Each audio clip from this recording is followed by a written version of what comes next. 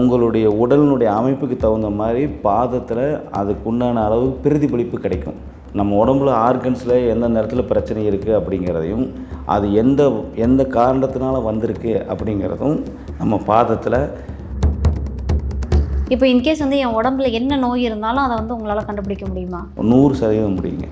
நோய்கள் அப்படிங்கிறது வந்து ஆங்கில மருத்துவத்தில் 1000 விதமான நோய்களுக்கு உண்டான பெயர்கள் சொல்லுவாங்க. ஆனால் இது அத்தனையும் ஒரு அறிகுறியாக நமக்கு வந்து பாதத்தில் அதனுடைய அறிகுறியாக நமக்கு உண்டான சில சிம்டம்ஸு, சில வலிகள். கேன்சரு, ஹெச்ஐவி, ஜெஸ்ட் கேன்சரு எல்லாமே ஆரம்ப காலத்தில் எனக்கு தெரிஞ்சு ஒரு 16 பேர் 17 பேர் இருப்பாங்க அதிகபட்சம். கர்ப்பப்பையில் கேன்சரு, இது எப்படிங்க சரி பண்ணுவீங்க அப்படின்னாங்க. ஒன்றுமே இல்லை. அவங்க என்னென்னா,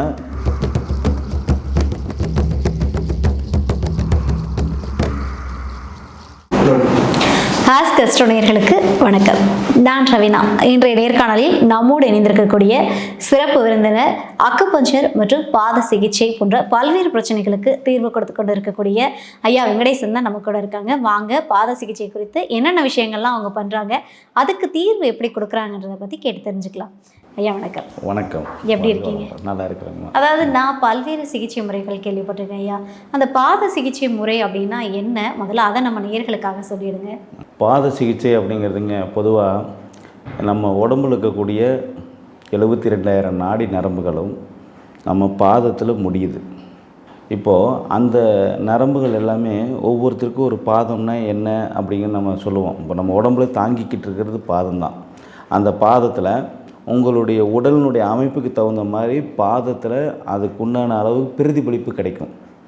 அப்போது நம்ம உடம்புல ஆர்கன்ஸில் எந்தெந்த இடத்துல பிரச்சனை இருக்குது அப்படிங்கிறதையும், அது எந்த காரணத்தினால வந்திருக்கு அப்படிங்கிறதும் நம்ம பாதத்தில் ரெஃப்ளெக்டாக தெரியும், பிரதிபலிப்பாக தெரியும். நம்மக்கிட்ட எல்லாருமே செய்வாங்க. அதில் வந்து என்ன ஒரு சிறப்பான ஒரு மூலிகை எண்ணெய் இருக்குது. அந்த மூலிகை எண்ணெயை பாதத்தில் தடவி, நான் வந்து ஒரு தனியாக ஒரு மெட்டீரியல் ஒன்று வச்சுருக்கிறேன். நான் யூஸ் பண்ணுறது வந்து இப்போ கருங்காலி கட்டைன்னு சொல்லுவாங்க.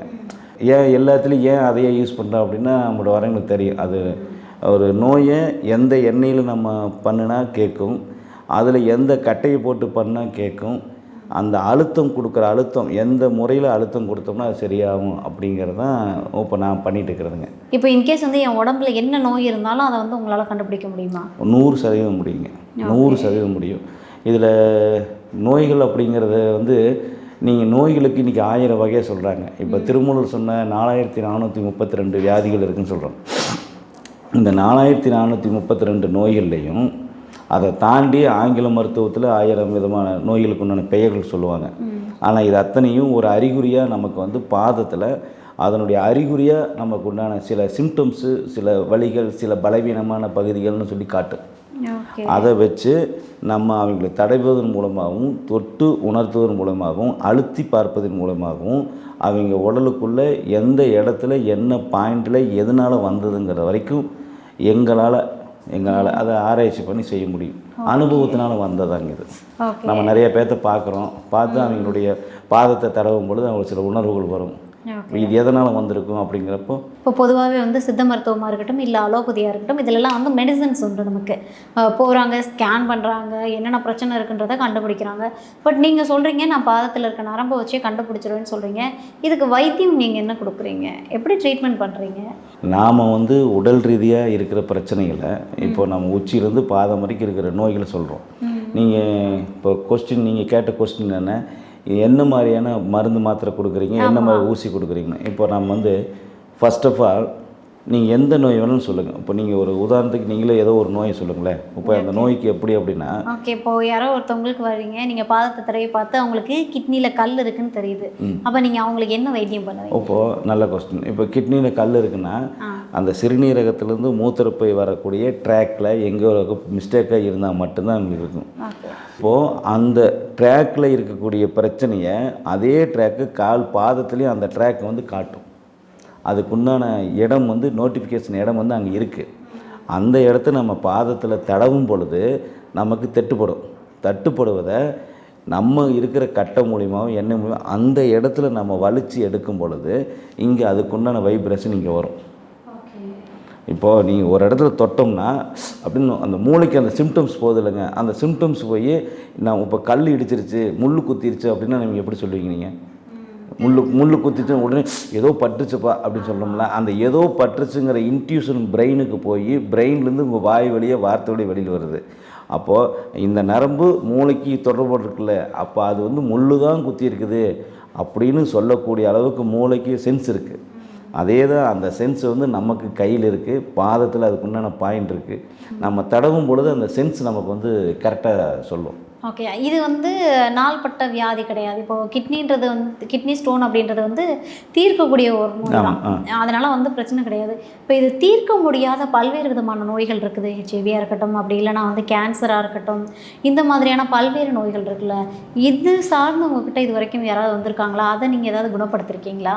அதாவது என்னென்னா, ஒரு விஷயத்தை நான் சொல்லிடுறேன். அதாவது என்னென்னா, நீங்கள் ஆங்கில மருத்துவத்துக்கு போய் ஒரு நோயின்னு ஒரு விஷயத்தை கண்டுபிடிச்சி அவங்க டெஸ்ட் எடுத்து அந்த டெஸ்ட் எடுத்ததுக்கப்புறம் டேப்லெட் சாப்பிட்டு அதுக்கப்புறம் நீங்கள் தீர்க்கவே முடியாதுன்னு சொல்லி நம்மகிட்ட வரும்பொழுது அந்த உறுப்பினுடைய கண்டிஷன் என்ன கண்டிஷன் நம்மகிட்ட வருவாங்க அப்படின்னா 80 to 90% ஆங்கில மருத்துவத்தால் முடியாமல் நம்மகிட்ட வருவாங்க. இப்போ அப்படி வருகின்ற நபருக்கு நம்மளால் முடிஞ்ச வரைக்கும் என்ன பண்ண முடியும் அப்படின்னா, அந்த ஆர்கன்ஸு எந்த அளவுக்கு கெட்டு போயிருக்குது.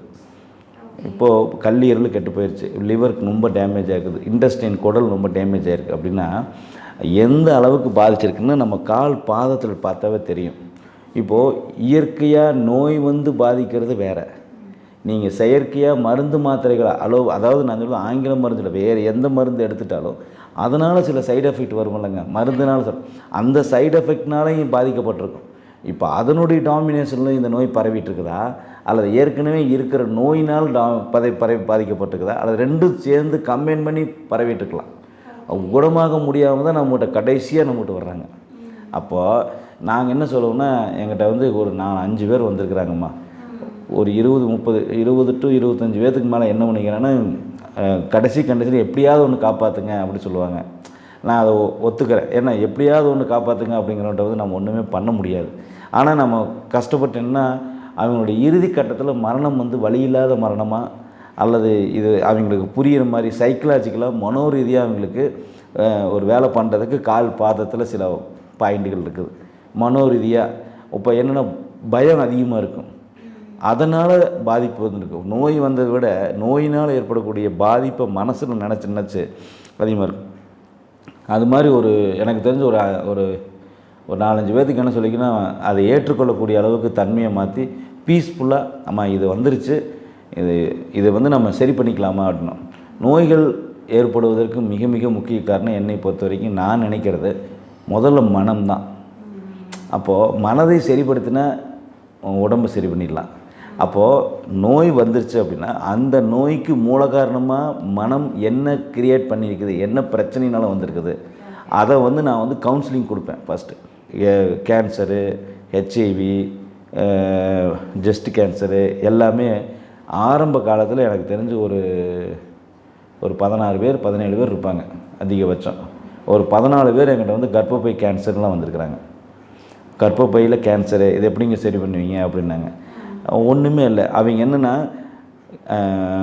என்கிட்ட வந்து பர்டிகுலராக கேன்சர்னு சர்டிஃபிகேட்டோடு வரல, கேன்சர் சார் அப்படின்னு சொல்லி என்கிட்ட யாரும் வரல.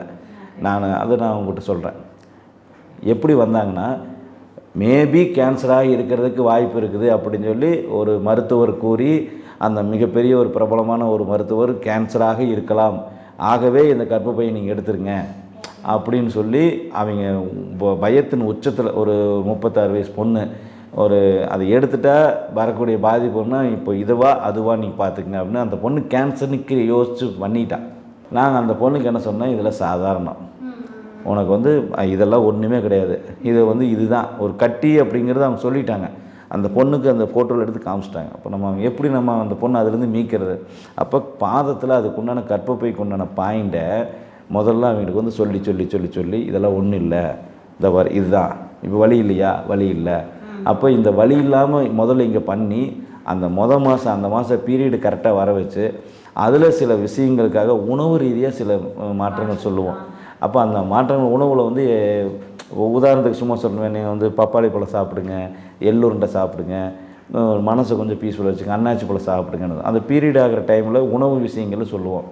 அதை சாப்பிடும் பொழுது அவங்க மனசுக்குள்ளே வந்து அந்த பீரியட் ஆகிற டைமில் இதெல்லாம் வெளியேறின்னு அவங்களுக்கு நாங்கள் ஒரு சில விதமான அவங்களுக்கு பிடித்த வார்த்தைகள், பிடித்த குலதெய்வம் அப்படிங்கிற மாதிரிலாம் அவங்களுக்கு கொண்டு போய் சென்டிமெண்ட்டாக அவங்களை கொண்டு விட்டு மனதை மாற்றி பாதத்தில் அதுக்குண்டான நரம்புகளை எடுத்துட்டு பாதையை சுத்தப்படுத்துகிறதா வேலை.